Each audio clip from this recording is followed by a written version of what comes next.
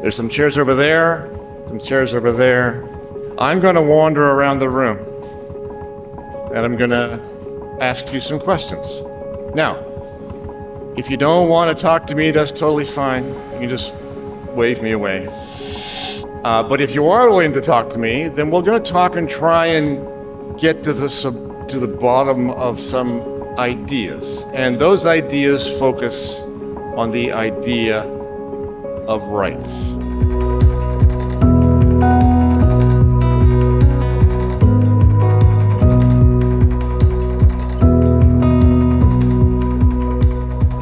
Both sides in this COVID dispute have claimed the territory of rights.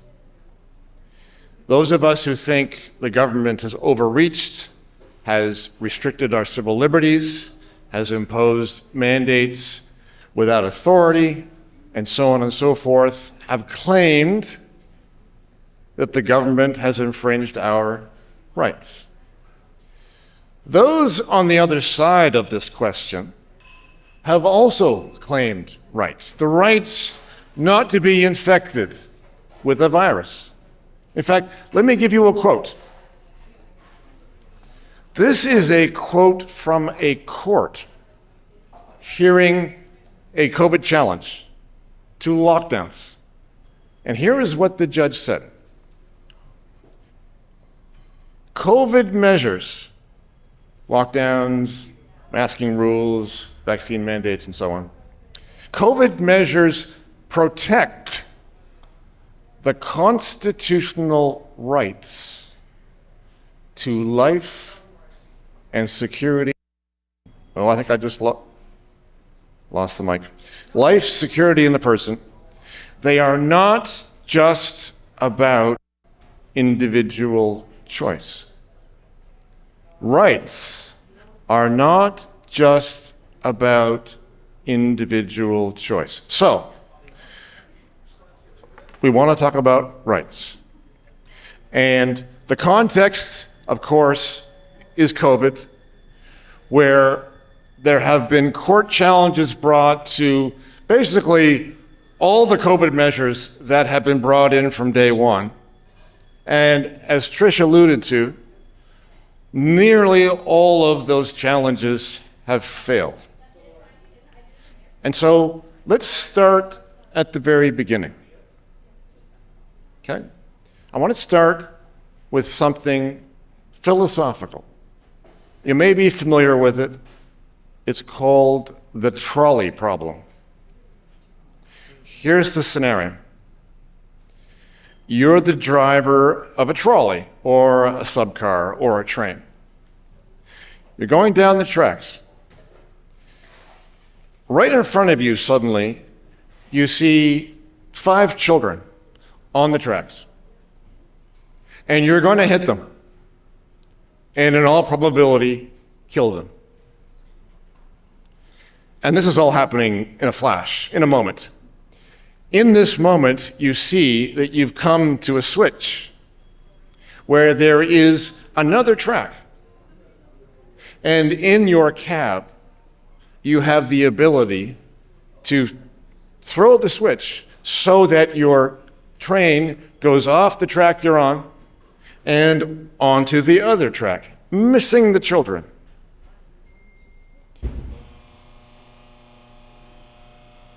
The problem is that there is a worker on that other track who will not have time to get out of the way. In other words, your choice in this single moment is this. Do you switch the train and kill the single man?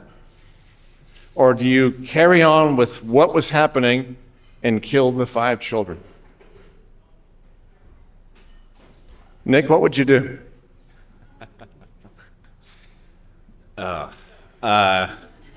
I mean, the utilitarians in the room would... Are you one of those? I don't know. Would save the kids. But as an aside, I thought it was kind of interesting you use kids as the ones we're saving, because I felt like the analogy could be pushed the other way, that we are pushing kids onto the track to save other people. But in your example, I'll use your example, I'd probably save the kids in that case. All right, so we have one vote in favor of switching tracks, saving the kids, and killing the worker. Do you agree? Completely agree. I would save the kids. I think just thinking second order consequences, kids have a longer, anyway, I have all of these reasons for it, but yes, I would definitely. Now, reasons are very important. It's all very easy to come to a conclusion, but the reasons really are where the rubber hits the road. Jen, do you agree? I would choose the kids. Okay, I'm going to change the scenario just a tad. The new scenario is this. Same basic situation, but you're not now the driver of the train. You're now a bystander. Maybe you're another employee of the company, but you're standing right beside the track, and you see what's going to happen, and you're right by the switch. And so the same choice, but a different position. Nick, does that change your answer at all? That I'm on the side of the tracks?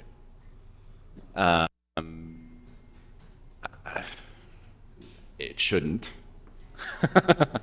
That's why I'm asking the question. It doesn't. I'll say it doesn't. Vladimir? I would have to think about this one more, and I don't know how I would react in the moment, but it does change it for me because all of a sudden it's not my primary motive. It's like a secondary choice.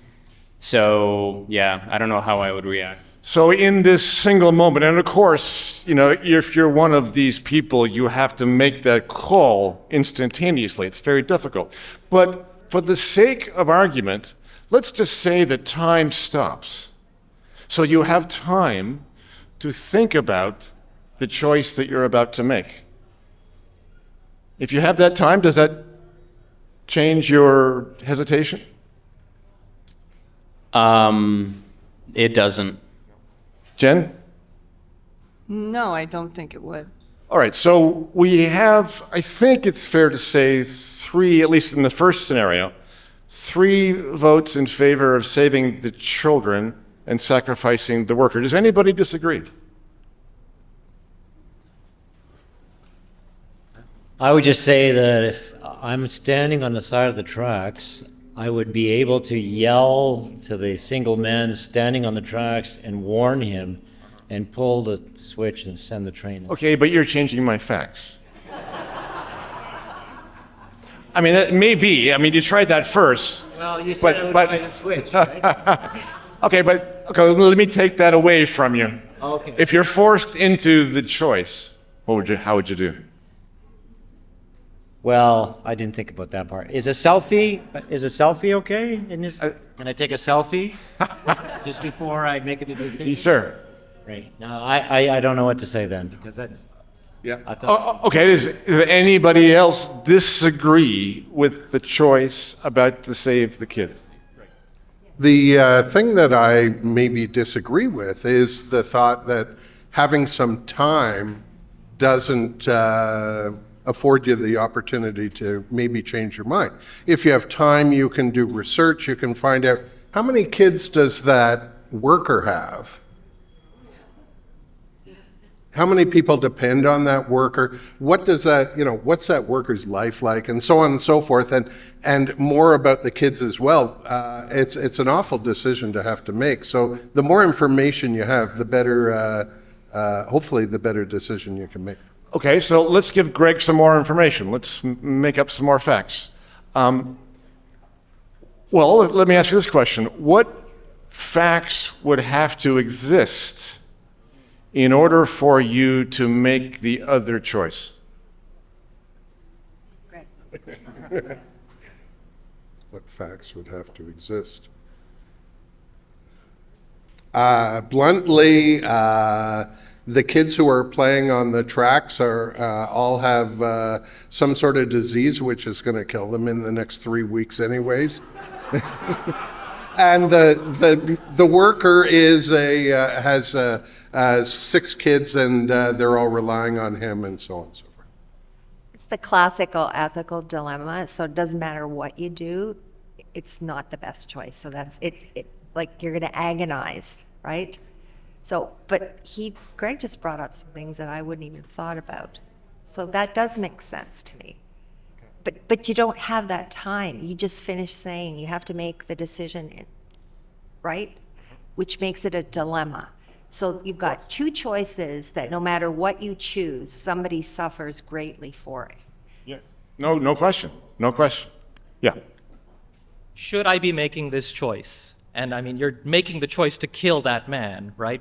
Versus this is what's actually in the process of happening, right? What are you saying? What are you saying? Save the kids, but I mean, like, I'm choosing to kill this man to save these kids. Are you saying you wouldn't save the kids? 50-50. No. But you're the guy by the change, the switch.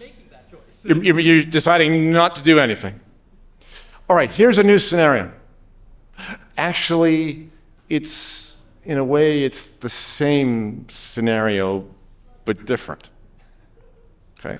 This time, you're a doctor, and you have 5 young patients. Those 5 young patients have terminal diseases. Each one of those 5 requires an organ transplant. One of them needs a heart. One needs a liver. 2 of them need kidneys, and the last one needs a spleen. Okay? They're on the transplant list, but the time is short. It's not happening. That's not going to work. So these 5 patients of yours are going to die unless you find them new organs.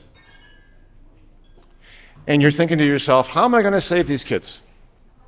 And then it occurs to you that coming in for his annual checkup is one of your other patients who is a very healthy 25-year-old male.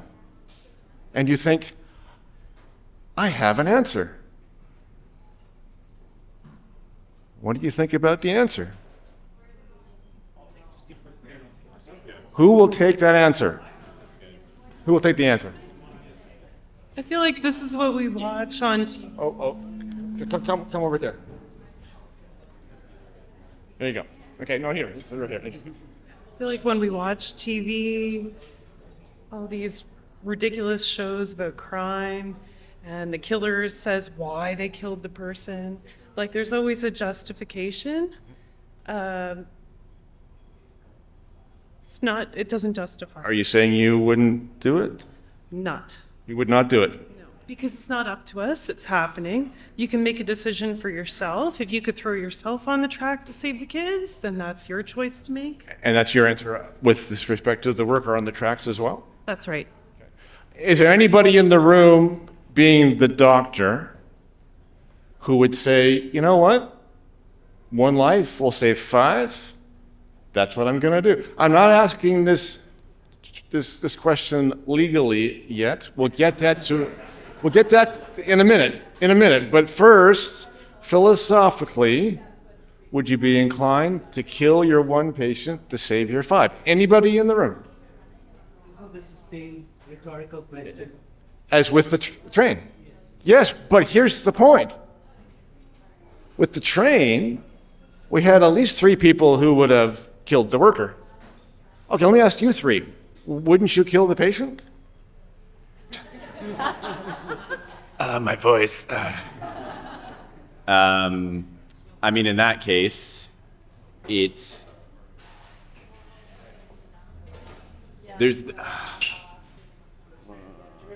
yeah, it's a different valence. I guess it's just a different emotional valence, and I'm having difficulty changing that thing. I think there's, in some ways, it feels more imminent when a train's coming down a track, but It is more. But if you take that time element of it, virtually it's the same thing. So yeah, I'm giving you two different options for And I'm elucidating your point you're trying to get to. Yeah. Yeah, no, I wouldn't do it. For the same reasons I wouldn't do it in the second scenario, like the 1B, the second scenario, because I don't think I have the right, and who made me the arbiter of these people's destinies. My job is to keep both of them healthy. If anything, I would ask the patient, the single patient, I would say, here's the scenario. You make the decision on what you think is right, but your life can save 5 lives. But I would never take it on myself to do it. I wouldn't want to play God. That's not the job. Do you mean in the doctor's office or also on the train tracks? Same thing. All right, so let's ask this question legally. I mean, it might be pretty obvious. If you're a doctor and you have a patient and you decide just to kill him to harvest the organs and save 5 people, then you've clearly violated the law. But why are we inclined to say that you just can't do that? What's the reason for the hesitation? Because the formula is pretty clear. You've got 5 and 1. So come on, 5 is bigger than 1. Why not make it legally permissible to kill the 1? Because no other people's rights have a barring or impingement on anybody else's rights, right? Say it again. Maybe not the most articulate, but no single person's rights outweigh another individual's rights, including no, I would say, group's rights outweigh individual's rights. I don't know. All right, what assumption is he making? He skipped a step, but the step is valid. What has he said? Why is it that we say that it's not permissible to take this choice? Why not? Everyone has equal rights Equal right to what? to life. Equal right to life. And liberty. Okay, well, let's just scratch beneath the surface of that idea first. What's a right? My ability to do something unhindered. The ability to do something unhindered. Can you give us an example?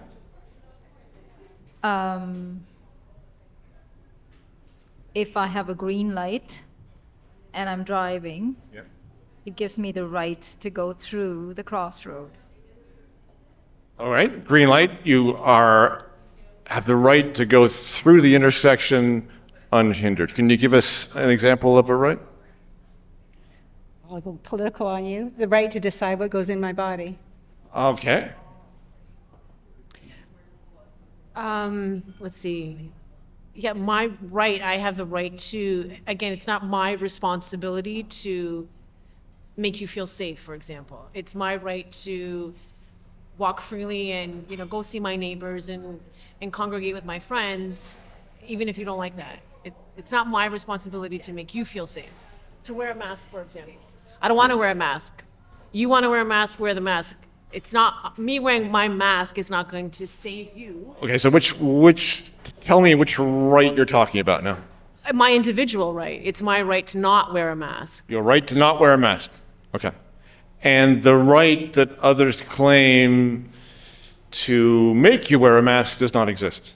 Well, it's not my responsibility to make them feel safe. They need to make themselves feel safe. So if you want to wear a mask, wear a mask. So it's not my responsibility to make you feel safe. So they have Responsibility to help myself and my family. they have no right to feel sick. They have a right to feel safe, but it's not my responsibility to make them feel safe. All right. So okay, hold on, I'm going to go over here. With regards to the mask, I think everybody would wear a mask if we knew it worked. But if we know it doesn't, then it is difficult to be forced into that position. So it's not just you can wear one if you want and I won't wear one if I don't want. There's actual science behind it. Okay, hold on. So this is a good moment. So you've suggested that you have a right not to wear a mask. Okay? We have the suggestion here that your right not to wear the mask could have been put aside, if I'm getting this right, you can correct me if I'm wrong, can be put aside if the reason for putting it aside was based on good science. Is that what you're saying? I don't think, well, so now, with regards to diseases and illnesses, I think we should all have the right to conduct ourselves the way we see fit. I think in terms of your living in society, though, with other people, if you know that it worked, which we know it doesn't, but if for some crazy reason we knew that that mask worked at helping us not to transmit a disease, I think we'd be more amenable to doing it.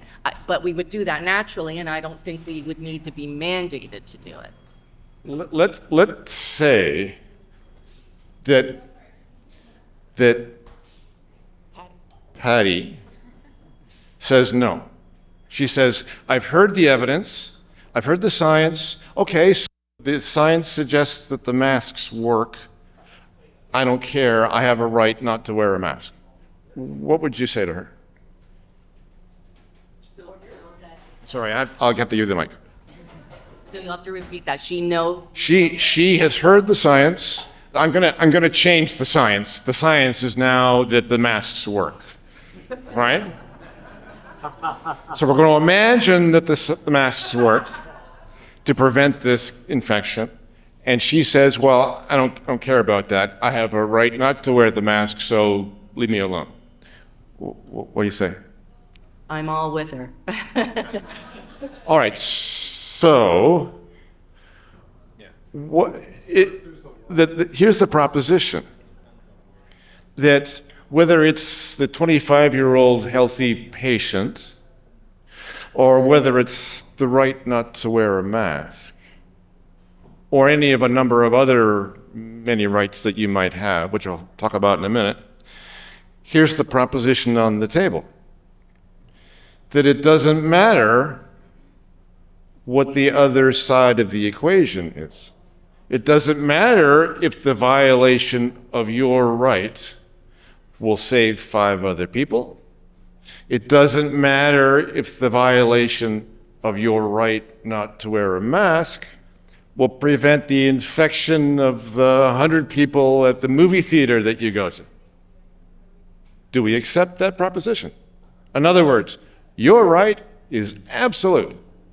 And the science doesn't matter, the utilitarian formulaic doesn't matter, the consequences doesn't matter, it's your right, God damn it, and that's the end of the story. You live in a society with others, there has to be some sort of,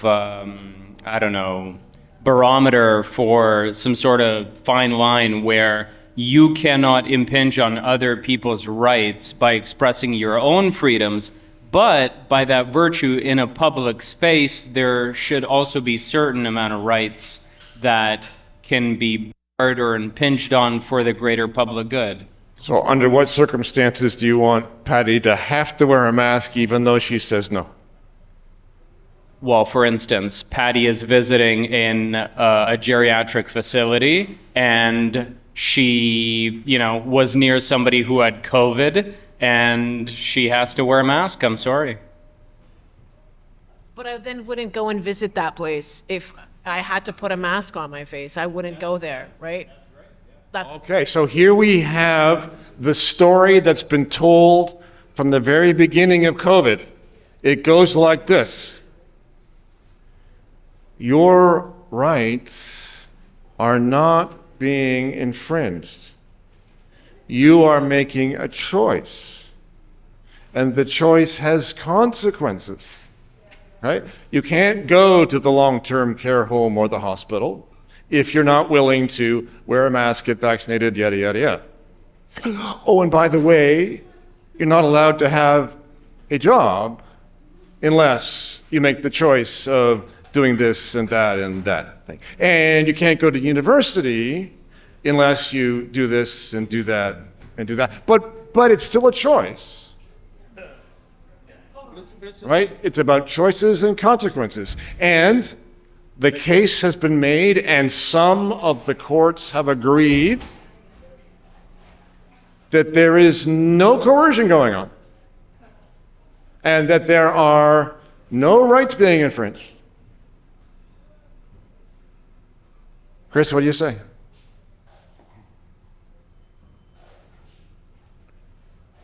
This is getting to be a very difficult set of questions. I'm thinking about what you said earlier. If it was proven that masks worked or whatever, I mean, you can't walk around the street and just fire a gun randomly because you might hurt someone. And that's for sure true, just like if we pretend masks save people, which we know they don't, but if we pretend for purposes of argument that they do, does it make sense that you would be able to mandate people wear them to protect others, just like you mandate people can't walk around firing guns randomly? So let's take a step back just for a moment.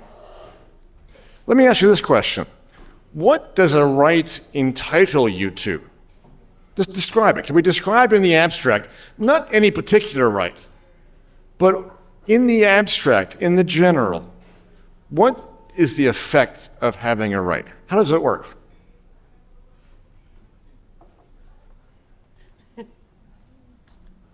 Does not every right have an associated obligation to it? Describe the obligation to us. Well, if you have a right to clean water, doesn't someone have an obligation to provide that for you? Makes sense, right? In order for a right to exist, if you have a right to clean water, then presumably that means that somebody is obliged to provide the clean water. Now, how does that right, the right to clean water, differ from maybe the right not to wear a mask? Well, there's something different about the mask, of course. Didn't we know right from the get-go that they never prevented the transmission of... Oh, but we're assuming that they do. Pardon? We're assuming that the masks do. Well, that's a completely different reality then, right? Yeah, but is it? I mean, let's say that the vaccines worked. Let's say the vaccines actually prevented infection. And they mandated them for your workplace, and for the hospital, and for the university. And you said to yourself, I don't care. I'm not putting that foreign substance into my body. Would that change your view about whether you had the right to make that decision? It's not that simple, right? Because a vaccine for a 5-year-old is something completely different with the same vaccine for a 75-year-old. You can't compare. That's not how. Okay, but I'm going to give you facts that fit your situation. Okay, in your situation, whatever happens to be, the vaccine works.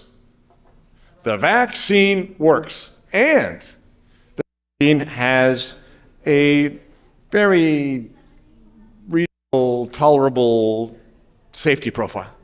So I'm not talking about the vaccine as it actually exists. I'm talking about a fictional one I'm making up. If that's the vaccine you're faced with, and your employer says, you will get the vax or you'll be fired, do you think that you still have the right to say, I still don't want it? Sure. Yeah. Because you don't coerce someone to put something inside their body. You can give them your best arguments. You can let them think about it. Maybe they'll change their mind sometime down the road, but at the moment, you can't do that. Right? Do we not have the right of our own bodily autonomy? Okay. I still want to know how a right works, what it entitles you to. Let's imagine this. Imagine that you own a house, as many of you probably do. What does the property right in your house give you? How does it work? No, thanks. Prevent trespassing? Prevent trespassing? You can do what you want within the confines of your own house. You can do what you want in your own. Yeah. Okay, so that's the answer people often give. If you own your own house, if you have the property rights in your house, it is the existence of those rights in your house that enable you to go into your house, because you can't go into somebody else's house. What do you think? Well, agree. It's your house, and you can do as you like when you're in your house, and you own it. No one can supersede you in that. Right. No, so we're talking about two slightly different ideas. Here are the two ideas that are in competition. Number one, the rights entitle you to do something. Or the rights entitle you to prevent other people from doing something. Those are the two choices. Which is it? Every right has a responsibility attached to it. So if you say you have a right to this, you also have a responsibility. I think the lady over there said obligation.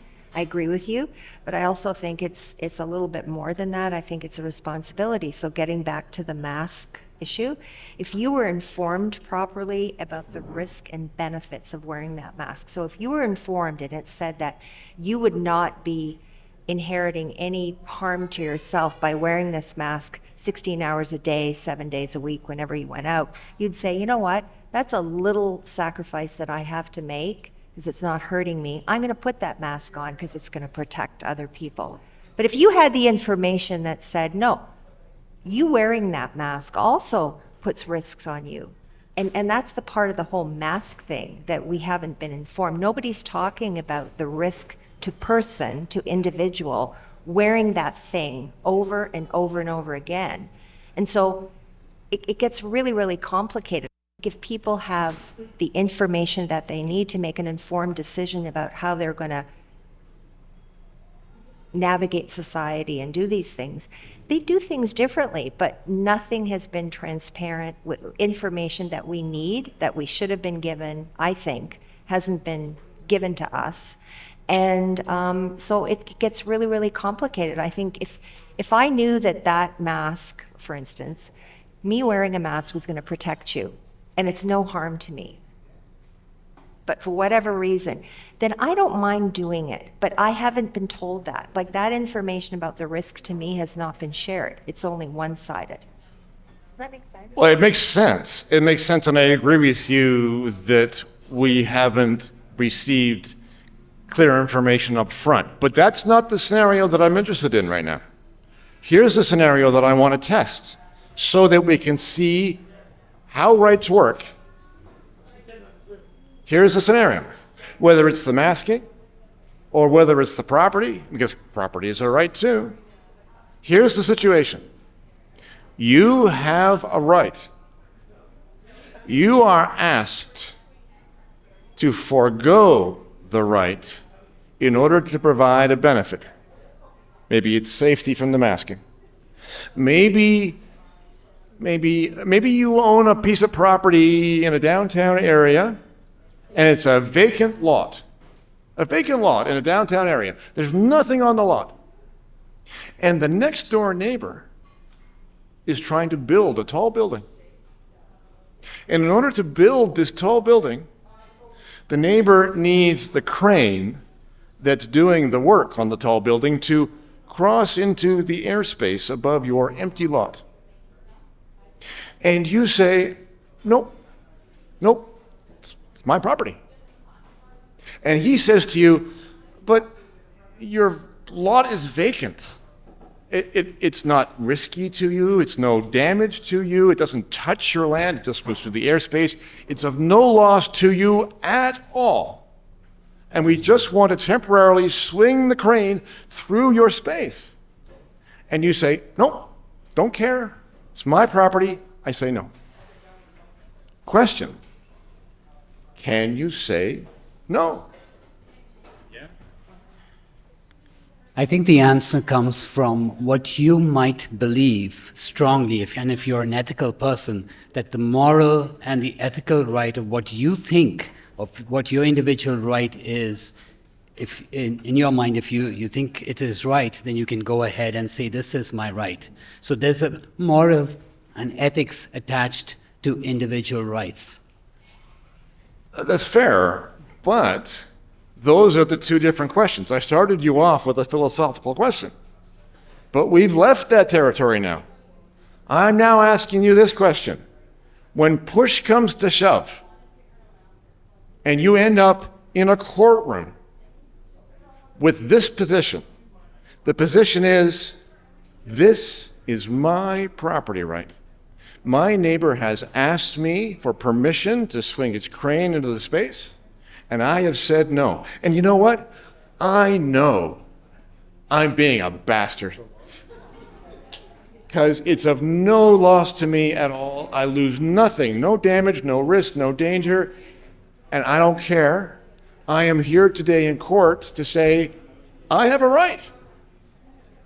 And the decision about how to exercise the right, that right belongs to me and nobody else. And so, Your Honor, you should not declare that I am obliged to put aside my right and allow my neighbor to use my space. That's the question. So don't let your philosophizing and your moralizing get in the way of the law. The law. What I think we're missing here is measurable harms.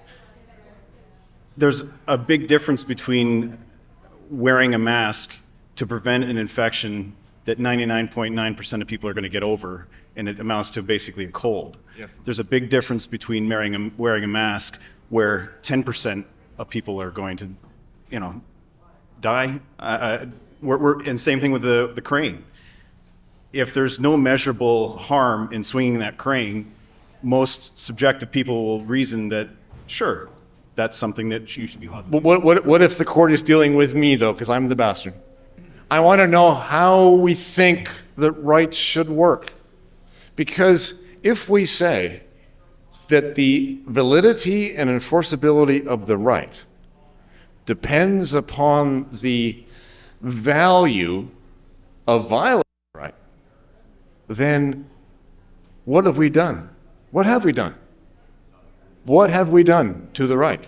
If that's the equation, what have we done to the right? We've made it like a stretchy thing that can be just manipulated at will. Isn't that true? So let me try this. Let's go back to the doctor. Let's go back to the doctor and the 5 patients. I'm going to change those facts. It was 5 young people going to die and a healthy patient. I'm going to change that equation. It doesn't make any sense, but work with me. It's not 5, it's 10. Or 100. Or 500. Or 1,000. Or 100,000. Stop me when I reach the point where you say, that man's right to his own life shall be thrown out. How many people to die do you need? So pick a number and tell me what the number is. What's your number, Nick? Well, evidently I already gave you my number earlier. It was 5. Fine, that's true. Good point. Good point. I stand corrected. His number was 5. How about somebody else? Julie. Well, I'll play devil's advocate, and I actually think there is no number. It doesn't matter how high we can count, because if a person can be sacrificed for the sake of anything, no matter how reasonable it seems, we have nothing. And so to answer your earlier question, I don't think it really matters about the details to do with masks or vaccines or hospitals or patients or train tracks.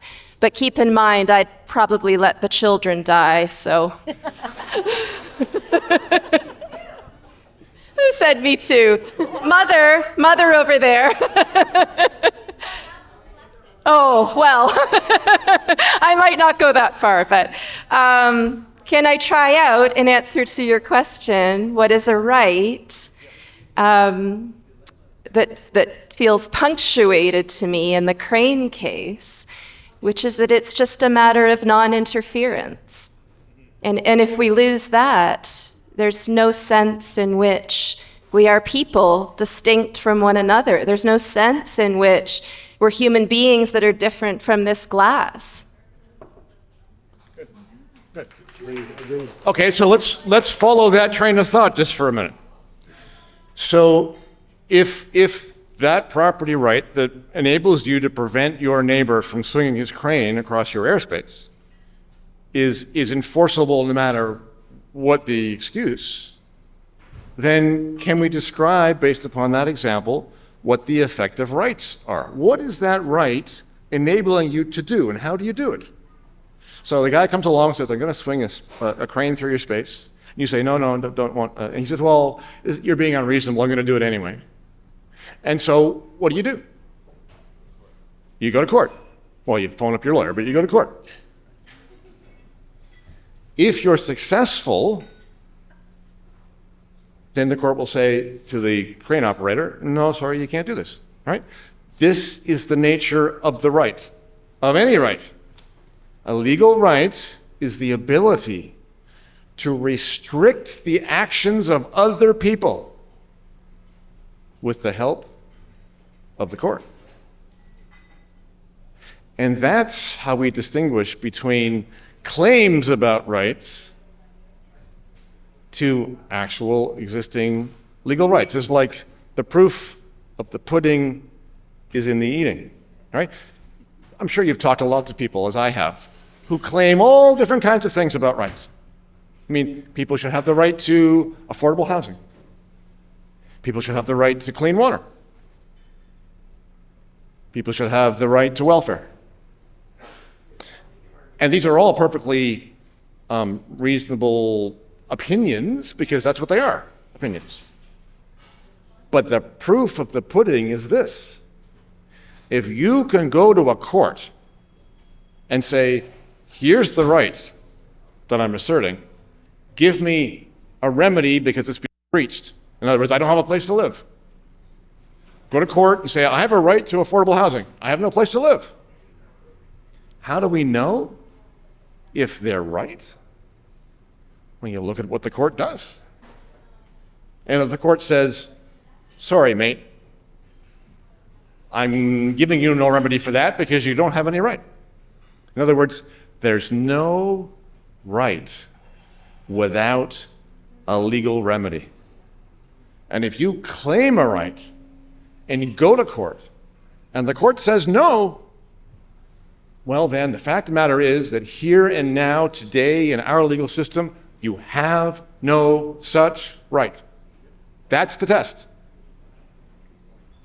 And so as of right now, unfortunately, a lot of the rights that we have asserted about not being exposed to COVID measures have been tested in court badly. I mean, the degree of hearing over the science and the rationales and so on has been, in my opinion, inadequate. But the unfortunate bottom line so far is the answer has been no.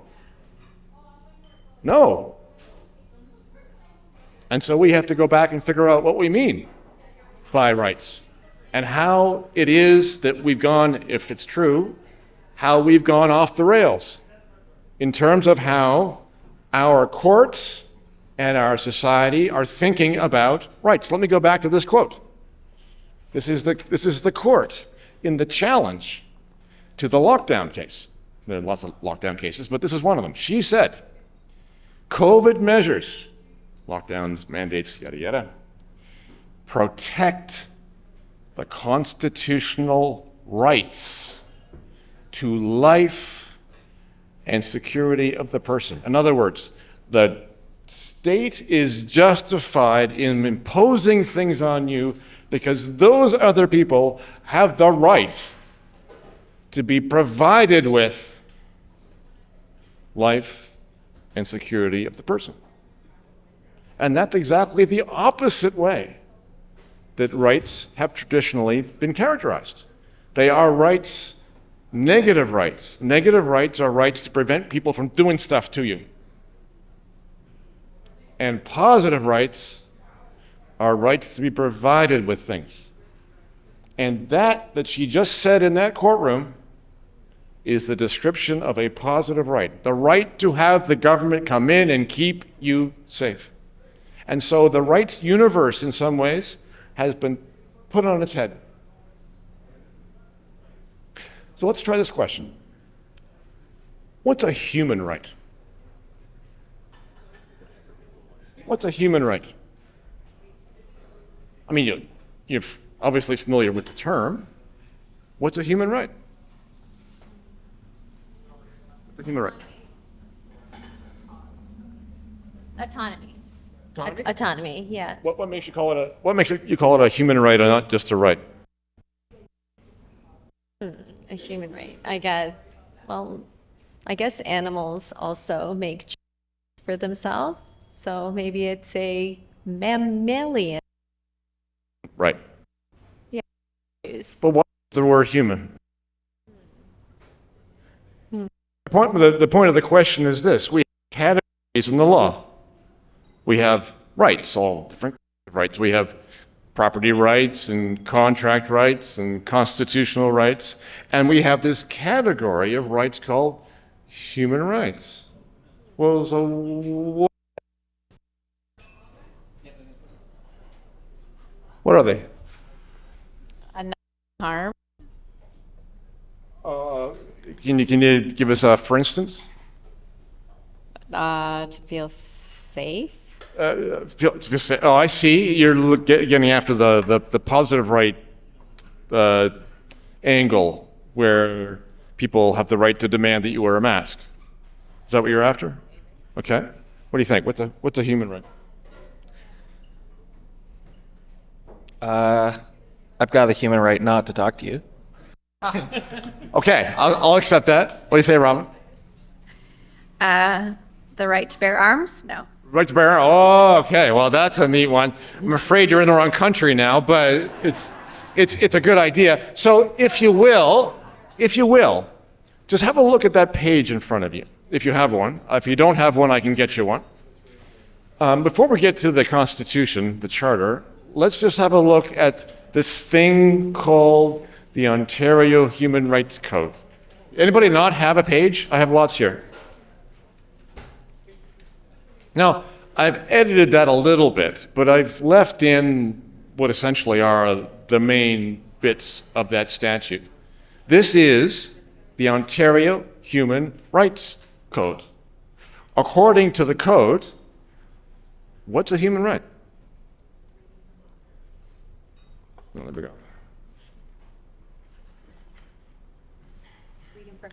We have freedom from discrimination. Freedom from discrimination. What does that mean?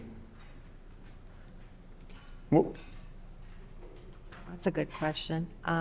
We have the right to equal treatment. It starts with respect to services, goods, facilities, regardless of our race, ancestry, place of origin, color, ethnic origin, citizenship, creed, sex, sexual orientation, gender, identity, expression, age, marital status, family, or disability. Okay, so in any statute, there are two things of importance. What the statute says and what it does not say. So, according to this statute, what are not human rights? Give us one. You don't have a right to feel a certain way. You don't have, I've heard this said before, you don't have a right to feel safe. Nobody is obliged to create or manufacture emotions within your own brain. It seems to do with behaviors towards you rather than emotions. Okay, fair enough. Anybody else? Can you give me another right that is not a human right?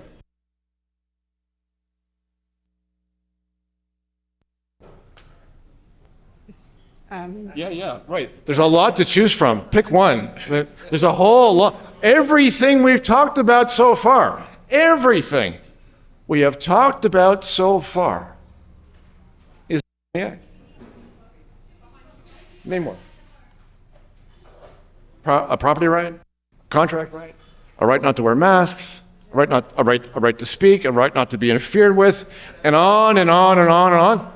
Those, according to the Ontario statute, are not human rights.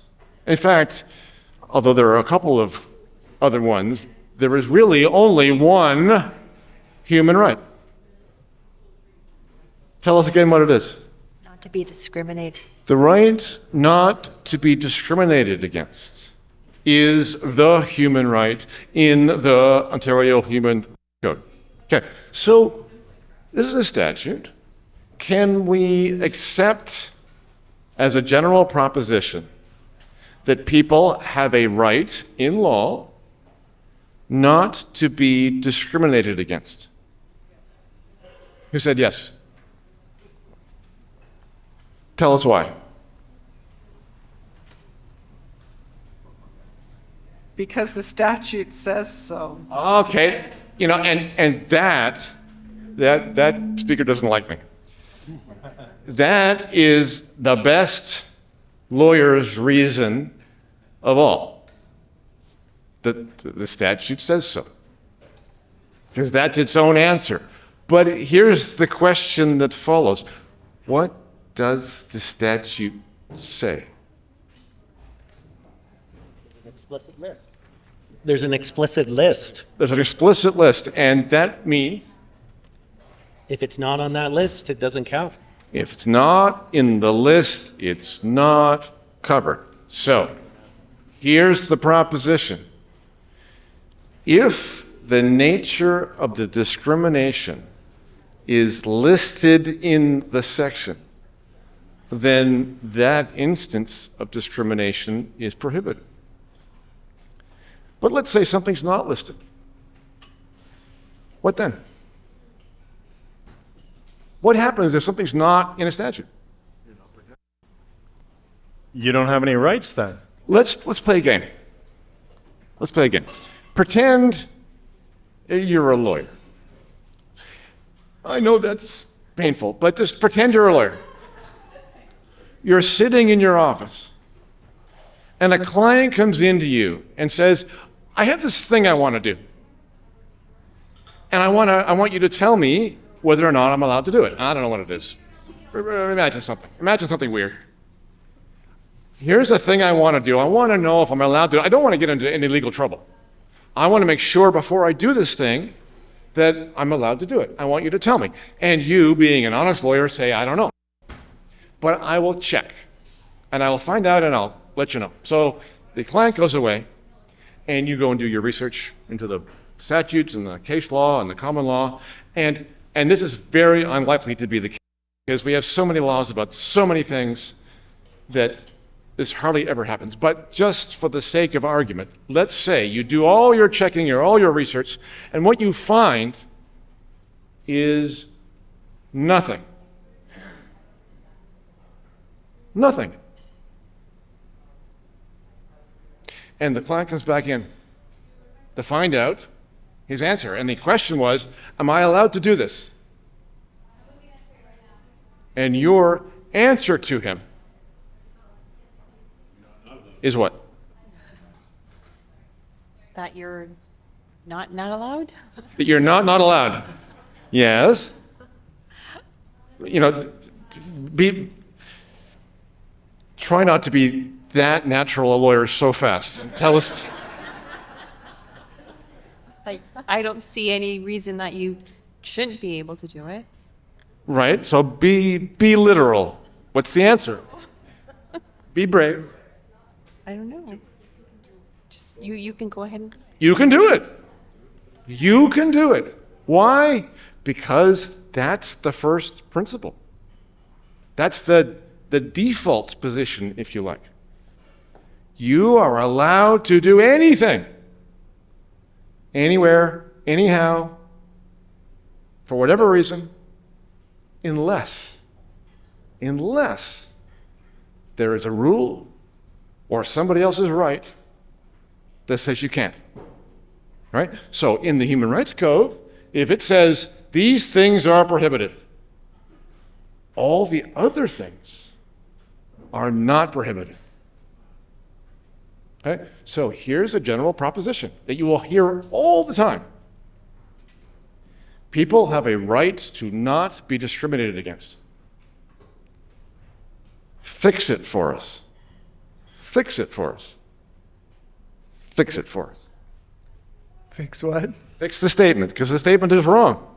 Here's the statement again. People have a right not to be discriminated against. Fix it. I don't know. Fix it. Well, the right not to be discriminated is something that someone grants you. Now, when a government grants you something, it can take it away from you as well. I am still thinking here that no one has mentioned natural rights. Okay, natural inalienable rights, which our neighbors to the south understand very well, and Canadians probably have never heard of them. Right. So those natural rights, the government doesn't grant you. It protects the rights so that you are not trampled on by anyone. And those rights are equal. Now, when you talk about a right not to be discriminated against, it's not really a right, it's a rule. It's a rule that the government made, and all government rules are bullshit. Okay? They make rules that... I like you already. They make rules that discriminate one section of the people from and protect one. They create a right to say water, fresh water for everyone, but every right means that someone has a responsibility. Why can't the people who have the right to fresh water create their own fresh water? I know, for example, that farmers who live in rural areas and they just dig a $10,000 well and get their water, and they don't cry about their right to fresh water. They just do it. Okay. That's good points. I'll try and get back to them if I can. Okay? Victoria. Well, one thing that has disturbed me a lot, and I think it's a really salient point for this discussion, is the fact that the British Columbia Court of Appeal says that you don't have a right to purchase medical care, and you don't have a right to make the government provide it for you in the case where it creates a monopoly. And I think it's one of the most egregious things going on in Canada, aside from the fact of vaccine mandates with a toxic vaccine. So I just wanted people's thoughts on that, because it's really disturbing to me. All right, so we'll try and get to that too, but I still want an answer to my question. Yep. No. 5 minutes. Okay. All right. So hold on. So let me give you a scenario. So you come across an ad, and the ad says, "Help wanted. I'm hiring servers for my restaurant. Only beautiful people over 6 feet. Nobody else should apply." Is that okay? Absolutely. Absolutely. Why? Because it's not on the list. So here's another ad. Wanted, help from my restaurant. Only vaccinated persons must apply. Okay? It's not on the list. It is discrimination. But here's the thing.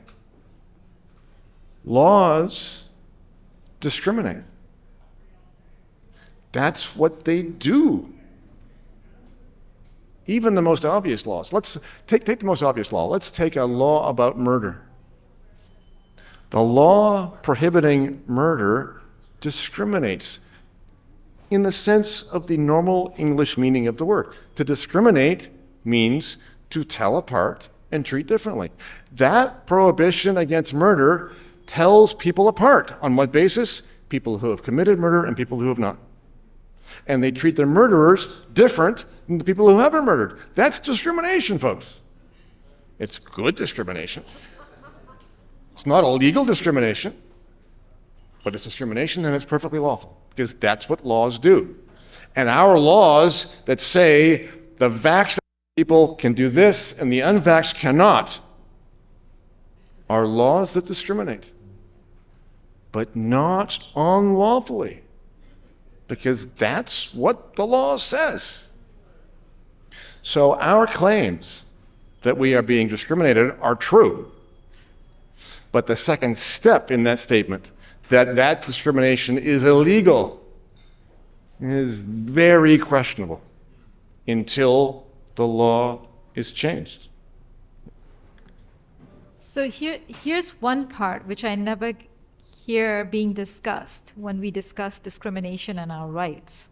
Right? We're always arguing on that point, but not on the point where we question the treatment that they are supposedly saying is lawfully given to you is safe and effective. Yeah. So that brings me to, I'm not sure I have enough time to do this, but before we finish, I want to follow up on that and take just a very brief look, given the time, on the Charter.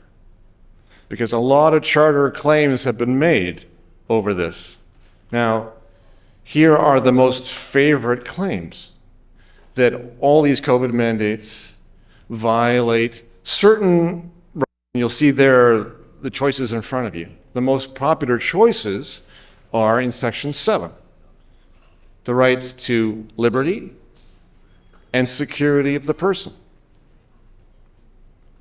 But those are going to be very difficult. Here's why. It goes back to what we said before about the nature of coercion. So let's try this. Let's say you are hiring a person to rake your leaves. And you say to this person, I want you to rake the leaves, I want you to be done by this time, and I want you not to smoke while you're doing it. Deal? And the person says, well, no, you're coercing me. You're coercing me into not smoking. The response to that is, well, in a way I am, because it's a condition of the deal, but you can just say no and go away. And that's the exact response that we are getting when we say that people who are being required to be vaccinated to keep their jobs, they say, well, that's not coercion. Not unlawful coercion. There's influence for sure. There's coercion in the sense that you want to keep your job, but if you wanted to rake the leaves, you would have agreed not to smoke. It's not coercion, it's negotiation. It's bargaining. And here's the thing they have not done. Here's the way that the managerial state has gotten away with this. There are certain things they cannot do. Here's one of them.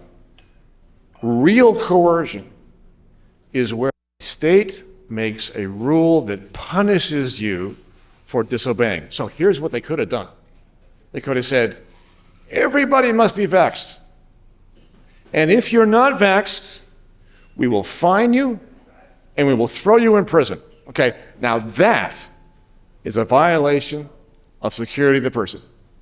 No question. But that's not what they did, because they're not stupid.